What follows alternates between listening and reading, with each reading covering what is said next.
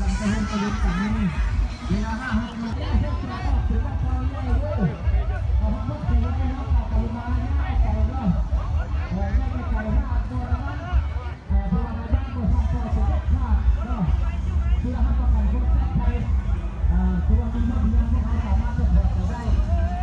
ตัวงานที่เราให้ประกัน100%วันนี้ปัญหาเกิดก็เพราะว่าหน่วยกู้ภัยมาครับส่วนแท้เจ้าหน้าที่จะหออย่าง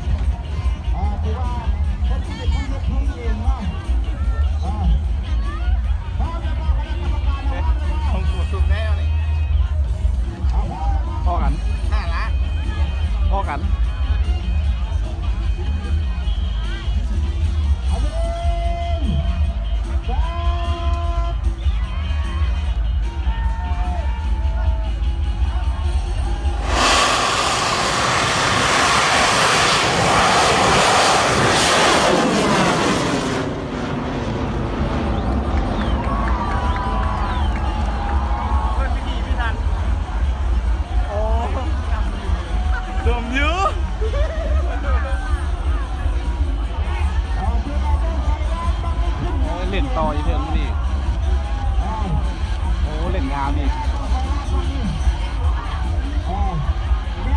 ยังไม่สุดโอ้ยแล้วริมเมียงเลยริมเมียงริมอันนั้นมั้ยดูกันเด้อ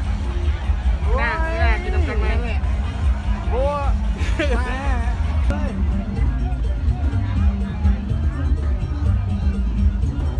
ไฟกำลังเข้า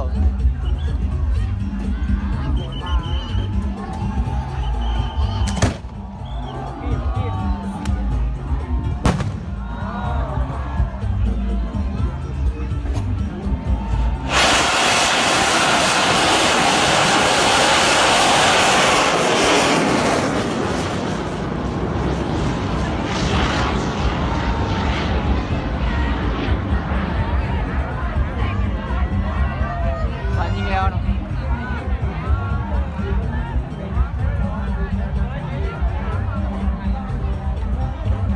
ไปต่ออยู่กูเป็นไงเนาะลงไปเลยว่ะ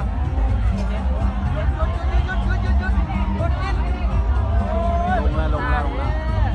ตามลงละปล่อยห่าง